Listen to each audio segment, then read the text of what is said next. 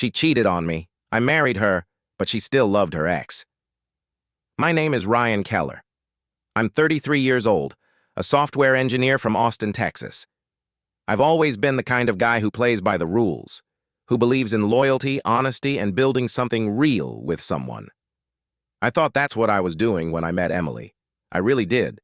I met her at a friend's engagement party. She was standing across the room, sipping white wine and laughing at something her friends said. There was something about her that just pulled me in. Emily was 29 at the time, a nurse with soft hazel eyes and this disarming smile that made you forget whatever you were worried about. She had that quiet confidence that made you want to know everything about her. We talked for hours that night. She told me about her love for poetry, how she used to write in college, how she dreamed of working in pediatric care. I told her about coding, late nights debugging, and the little video game I'd been building in my free time. We were different, but somehow we just clicked. We started dating seriously after just a couple of weeks. She moved into my apartment 6 months in, and by the end of the year, I was down on one knee in the park where we had our first date, and she said yes. Everything felt right, like I'd finally found my person, but there were little things, small cracks in the glass. At first, I didn't want to see them, like the time I caught her staring at a photo on her phone. She quickly locked the screen and smiled at me, brushing it off. Or how sometimes, in the middle of the night, she'd be awake, scrolling through something, looking sad. I asked once, "You okay?" She'd smile and whisper, "Yeah, just thinking." I didn't press. I didn't want to be the paranoid guy. I trusted her. I loved her. But I didn't know. I didn't know that even as we planned our wedding, she was still texting him, her ex, Mark. I didn't even know his name at first, just that ghost of a presence I felt every now and then, like a shadow that lingered over us. It wasn't until I saw a message pop up on her phone, just a glimpse while she was in the shower. It read, "I saw the song you posted. Took me back. Miss those days." The name was just M, and my stomach dropped. When she came out of the bathroom, wrapped in a towel, I tried to keep my voice calm. "Hey, M, who's M?" She paused, just for a second, but it was long enough. Then she smiled. "Oh, that's Mark, just an old friend. We dated a long time ago, nothing serious." I nodded, but something in her tone, that overly casual tone, it didn't sit right. Over the next few weeks, I started noticing patterns. She'd smile at her phone more often, stay out just a bit later after work. Once, I saw her put on makeup just to go to the grocery store. When I teased her about it, she laughed and said, "What?" I'm allowed to look nice. I tried to shake the thoughts off, tried to believe her, but a part of me was already starting to crack. One night, about 2 months before the wedding, I came home early from a weekend trip with some of my friends. She didn't expect me until the next morning. I walked into the apartment and heard her voice from the bedroom. She wasn't alone. It wasn't what you think. She wasn't with someone. But she was on the phone. The door was half closed, and I heard her say softly, "I miss you too. I don't know if I'm doing the right thing." My heart stopped. I didn't confront her that night. I pretended I hadn't heard. I slept on the couch, claimed I had a headache. The next morning, I made her pancakes like nothing had happened, because I wasn't ready to lose her, even if she was already slipping away, even if she had already cheated, emotionally. Looking back, I think that moment changed something in me. Not just the doubt, but the way I saw her, the way I saw us. We still laughed, we still planned. We picked out flowers for the wedding, tasted cakes, took engagement photos. And all the while, I kept wondering, was she thinking of him during those moments too? I started second-guessing everything. The way she hugged me, was it just a little too quick? The way she smiled when someone said we made a cute couple? Was there hesitation behind it? I'd lie awake some nights staring at the ceiling, her body warm beside me, and I'd think, "You're marrying someone who doesn't love you the way you love her." But I didn't stop it. I told myself I was imagining things, that she chose me, not him. And so, on a warm Saturday in late September, we got married. It was a beautiful ceremony, Small, intimate, just close friends and family in a rustic vineyard outside of Asheville, North Carolina. She looked stunning in her dress. Lace sleeves, long veil, soft curls pinned up just right. When she walked down the aisle, I remember thinking, maybe I'm wrong. Maybe this is real. Maybe this is our fresh start. And for a while, it felt like it was. The honeymoon was perfect. We went to the Amalfi Coast. 5 days of wine, sun, and pretending we were the only two people in the world. I clung to that illusion. I wanted it to be real. But illusions have a way of cracking. 2 months into the marriage, I noticed she'd started locking her phone. Not just with a code or with Face ID, and she never left it unattended anymore. I wasn't proud of what I did next, but one night while she was asleep, I gently held her phone up to her face, unlocked it, and scrolled. What I found made my stomach twist. There were no naked photos, no hotel receipts, but the messages were intimate, long late-night paragraphs. Things like, "I miss how we used to talk for hours. You were my person. You still are, even if it's wrong." Sometimes I look at him and feel guilty. Him. That was me. I sat there, phone in hand, heart racing in the dark. The words felt like knives. Not because she said she missed him, but because she said she felt guilty when she looked at me. That meant she knew. She knew what she was doing was wrong. And she did it anyway. I didn't wake her up that night, I just watched her sleep. And for a moment, I envied her peace. How could she rest so easily while my entire world was falling apart? The next morning, I couldn't even look her in the eye. She noticed, of course she did. Asked if I was okay. I lied, told her I was just tired. But something inside me cracked that day. Trust, once shattered, doesn't glue itself back together. And now, I had proof. Still, I didn't confront her. Why? I wish I had an easy answer. Maybe it was fear. Fear of being alone. Fear that maybe I wasn't enough. Fear that if I left her, I'd never feel love like that again, even if it was fake. So instead, I started watching, paying attention, tracking patterns. When she'd leave the room to take calls, when she'd smile at a message and quickly turn the screen down, I became someone I didn't recognize. Obsessive, paranoid. Checking her location when she said she was just running errands, noting the exact time she left and returned. One night, she told me she was going to dinner with her friend Lindsay. I knew Lindsay, sweet girl, but something didn't feel right. So I followed her. I parked 2 blocks away from the restaurant she mentioned and waited. She never showed up.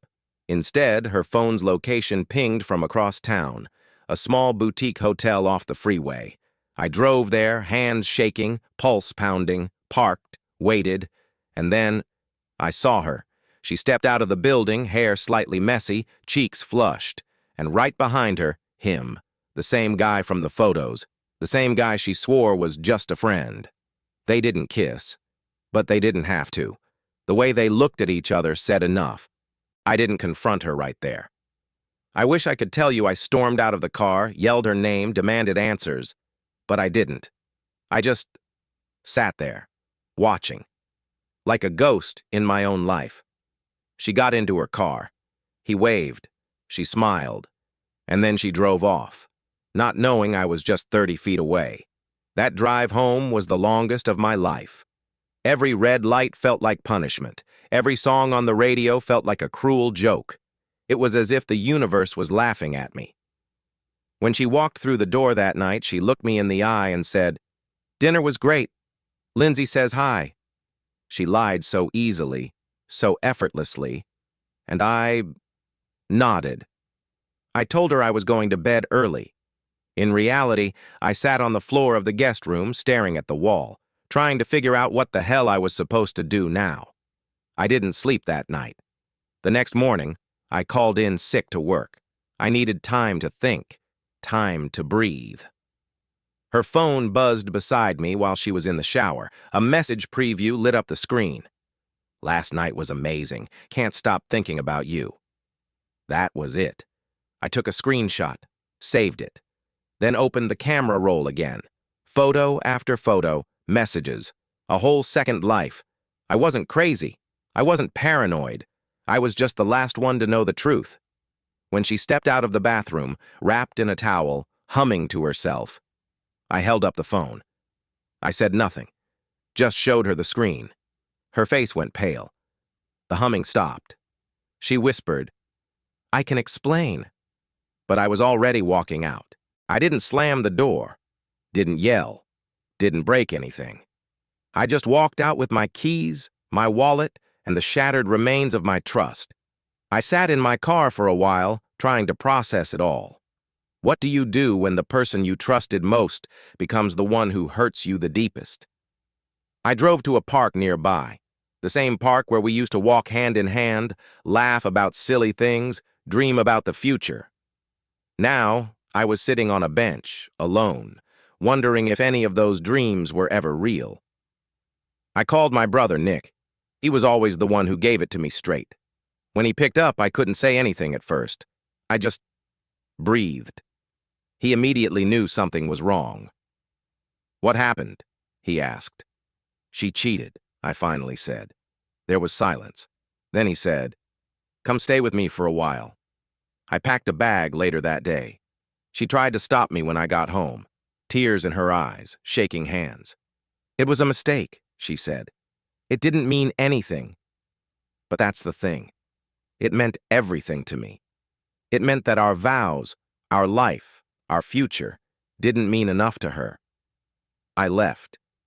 Living at Nick's place was weird at first. Going from sharing a bed with someone every night to crashing on a couch with a thin blanket, that hits you. But he gave me space. And most importantly, he didn't push. A few days later, she texted me. "Can we talk?" I ignored it. Then came another. "Please, I miss you." Then, "You're overreacting." It wasn't a full-on affair.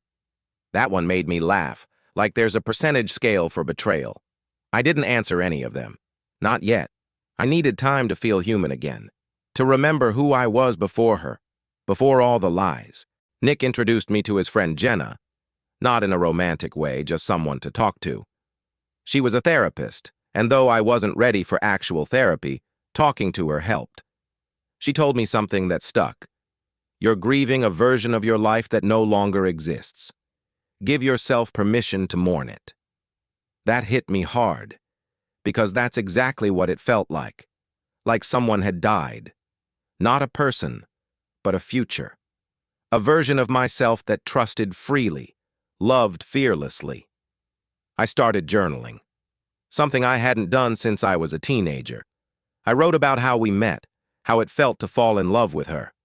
And then I wrote about the cracks, the missed calls, the quiet dinners, the way she used to laugh with me, and how that laugh had disappeared months ago. It was painful, but it helped. One night I sat on Nick's balcony, staring out at the city lights. I poured myself a drink, and for the first time in weeks I didn't feel like I was drowning. I realized I hadn't cried in days. That used to feel like strength. Now it felt like numbness. She kept texting. "I'm going to therapy. I want to fix this. We can rebuild. I love you." But she never said, "I'm sorry." Not once. And that told me everything I needed to know. A few weeks later, I went back to the apartment. Not to move back in, just to grab the rest of my things. She was there. She looked smaller, like the weight of what she did had finally settled on her shoulders. "I didn't think I'd lose you," she said softly. I didn't reply. I just packed in silence. When I picked up a photo of us, smiling on the beach in San Diego, she reached out, trying to touch my hand. I pulled away. And in that moment, I think she realized it was really over. I left the apartment with 2 suitcases and a backpack. That was it. 4 years, reduced to luggage and memories I didn't want anymore. I walked out, closed the door behind me, and didn't look back. Nick was waiting downstairs in his car. He didn't say anything when I got in, just gave me that look, the kind real friends give when words aren't needed. We drove in silence for a while before he finally asked, "You good?" I shrugged. Getting there. That night, I didn't cry, didn't drink, didn't spiral. I just lay in bed, staring at the ceiling, thinking about how pain fades, not all at once, but slowly. like a bruise changing color. I went back to work the next week. First day back, my boss, Marie, pulled me aside. "Take it slow," she said. "You've been through a war."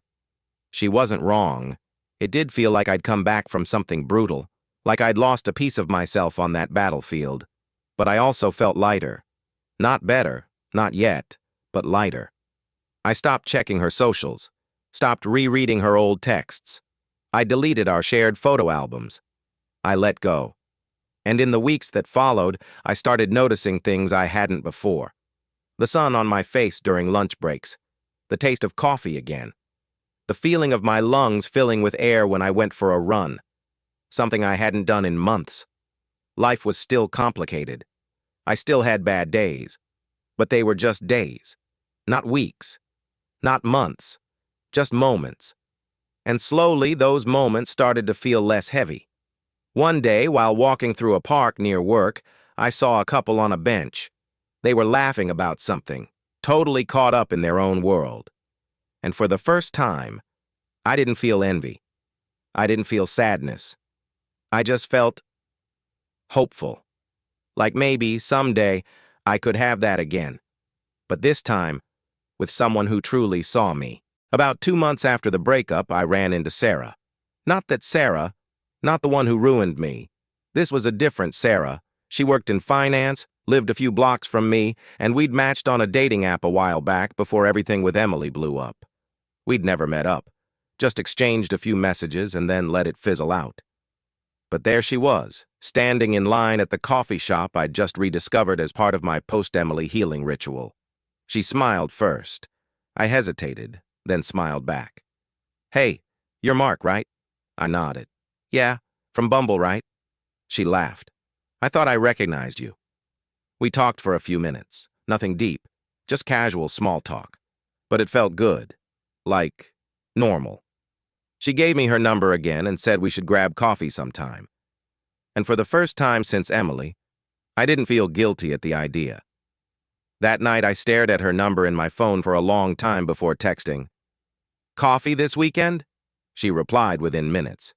"Sure. Saturday?" We met at the same cafe we'd bumped into each other at. It wasn't a date, not really. But it felt like one. We talked about work, our favorite movies, how she hates cilantro, and how I'm convinced pineapple does belong on pizza. We didn't talk about exes, didn't talk about trauma or trust or any of the baggage we both probably carried. And that was perfect. After that, we started seeing each other once or twice a week. Movies, dinner, long walks through the city, no expectations, no pressure, just two people trying to find joy again. And I was honest with her from the start. I told her I'd been through something rough, that I wasn't ready to jump into anything serious, that I was still figuring myself out. She nodded and said, "As long as you're not figuring it out with someone else too, I'm cool with that." That made me laugh. She had this calm energy about her, like nothing could rattle her. And slowly, without meaning to, I started to look forward to our time together. It didn't erase what had happened, didn't fix all the broken pieces, but it gave me something I hadn't had in a long time. Hope. Everything was going fine. Too fine, actually. Sarah and I didn't swear eternal love. We just existed. Together. Peacefully. Without drama. And in that calm, something inside me was finally starting to heal. But as always, the past doesn't forget. It knows how to wait. Sometimes for years. And then, boom. I woke up one morning and saw a message from Emily. "Hey, I don't know if I should be writing this, but I saw you with her and suddenly realized how badly I messed everything up." I froze. It had been nearly 6 months. She hadn't called, hadn't texted. And now, this. "I think I still love you. Sometimes I wonder, if I had chosen differently, would you still be mine?" A chill ran through me. Number. This isn't fair. She broke my heart. Lied. Cheated. Took a part of me I'll never get back. And now that I'm starting to breathe again, now that there's finally some light, she wants to come back? I didn't reply. I just sat there, phone in hand, thinking, what would I have done a few months ago? Maybe I would have run to her. Maybe I would have forgiven everything. But now there was Sarah. Honest, real, the one who didn't play games. And most importantly, she didn't break me. She helped me rebuild. Emily messaged a few more times. The last one was short. "You're right to stay silent. I'm sorry I lost you." And that's when I realized I wasn't hers anymore, and never would be again. Weeks passed. The message from Emily faded into the background. I didn't delete it. I didn't need to. It no longer had power over me. Sarah and I started building something fragile but real. Late-night conversations, cooking together, falling asleep on the couch mid-movie. No declarations, no fireworks, just quiet, steady warmth. But one evening, out of nowhere, Sarah asked, "If she asked you to come back, would you?" I froze. The question sliced through the calm like a razor. I looked at her, at the way she chewed the inside of her lip, trying to act like she didn't care. But her eyes, they betrayed everything. I took a deep breath. "No," I said. "Not anymore." She blinked, like she didn't expect that answer. "I loved her," I continued. "I really did. But I was always chasing something with her, chasing the version of her I thought I needed, ignoring how badly it hurt every time she let me fall." Sarah stayed quiet. "And with you," I said, softer now, "I don't feel like I'm chasing anything. I feel still." She smiled, just barely, and then leaned into my chest. "But life isn't a movie. Just when you think it's over, there's another twist." A few days later, I got a call. Not a message, not a DM, a phone call, unknown number. I answered without thinking. "Is this her husband?" The voice on the other end was male, rough, tired, wrecked. "I think we need to talk," he said. "It's about Emily." My stomach dropped. Not again. Not now. Not when I was finally okay. But I listened. Because some endings don't end when you want them to. His name was Marcus. He introduced himself like that, flat, emotionless. "I'm Emily's ex. Or, I guess, current? I don't even know anymore." I didn't say anything. I just listened. "She left me," he continued. "2 weeks ago, packed up, said she needed space. But then yesterday, she broke down and told me everything. About you, about the marriage, about all of it." I could feel my pulse in my neck. "Why are you telling me this?" I asked. There was a pause on the other end. Then, "Because I think she's lying to both of us." That sentence hit like a truck. He went on to describe how she had been bouncing between us, emotionally, sometimes even physically, for over a year, telling each of us we were the only one who truly understood her, using guilt, tears, sex, silence, whatever worked. "I was you once," Marcus said. "The guy who thought he was the exception, who thought he could fix her." There was no venom in his voice, just defeat. "I needed to tell you, not to win, not to get her back, but so at least one of us gets out clean." The call ended, and I sat there, staring at my phone. Number it wasn't like I didn't already know, but hearing it like that, from someone who walked the same path, made it real in a way I hadn't let it be. That night I didn't tell Sarah. I couldn't. I needed time to think, to grieve, to get angry, to forgive myself, again. Because what Emily had done wasn't just betrayal. It was manipulation dressed as love. And I had been a willing participant. Twice. But not a third time. Never again. The next morning I woke up before the sun. I didn't sleep much. My mind was racing, and my heart felt like it had been through a war. Sarah stirred beside me, still asleep, peaceful, unaware. I watched her for a few minutes, wondering how many times I'd mistaken comfort for love, how many times I'd ignored red flags because the idea of loneliness scared me more than pain. I got out of bed, grabbed my keys, and went for a drive. No destination, just the road and my thoughts.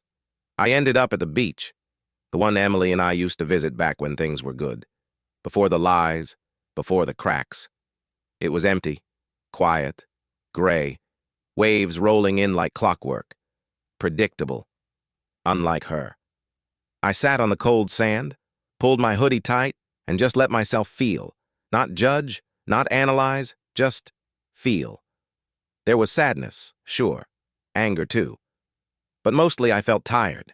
Tired of loving people who didn't love me back the same way. Tired of convincing myself they did. Tired of being the one who gave more. I thought about calling Marcus again. Maybe grab a beer, talk like soldiers after the same battle. But I didn't. That chapter didn't need a sequel. Instead, I pulled out my phone and wrote a message to Emily. Simple. Director.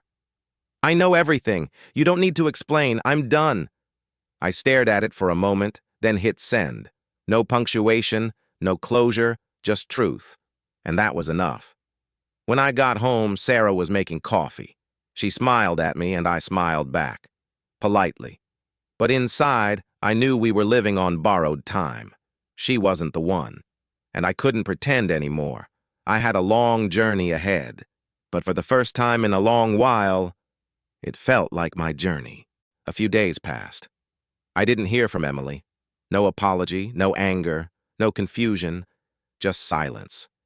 And somehow that hurt more than any screaming match ever could, because it confirmed what I feared the most. I never really mattered. Not in the way I thought I did. Sarah was still around.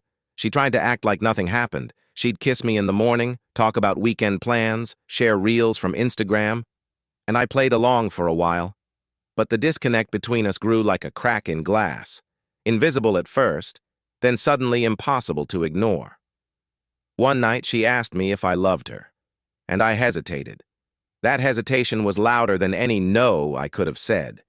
She didn't cry. She just nodded, quietly, and said, I figured.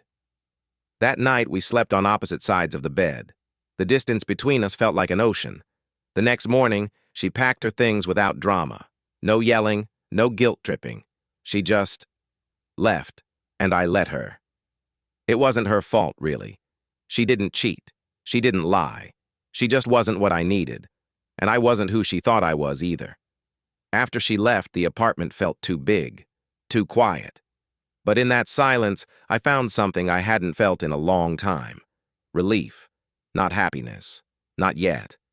But a sense of freedom. I didn't have to pretend anymore. Didn't have to wear a mask just to keep someone from leaving. I started spending more time outside, walking, running, even sketching. I hadn't drawn in years, but it felt good to use my hands for something creative again. It was like rediscovering little parts of myself I'd buried in all those relationships.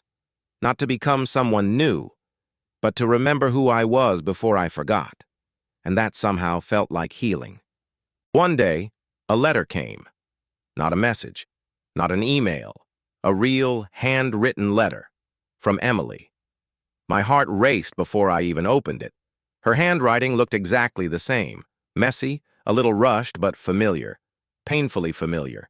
Inside was a single page. She wrote, I saw your name in a news article. It said you donated sketches to a children's hospital. I knew right away it was you. I hope you're doing well. I just wanted to say I'm sorry. Not for leaving. I think we both know that had to happen. But for never being honest. With you or myself. I never stopped loving him. And that wasn't fair to you. You deserved better. I hope you found it. E. I read the letter 3 times, and then I burned it. Not out of hate, not even out of pain, but because I needed that chapter closed. I didn't want it sitting in a drawer, tempting me to reread it on lonely nights.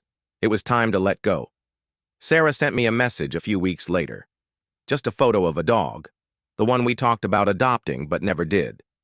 No words, just a silent, remember this?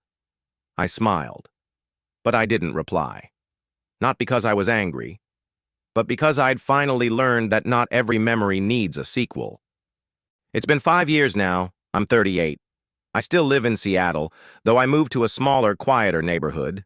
I work from home. I illustrate children's books now. Not exactly what I thought I'd be doing when I was 25, but it brings me peace.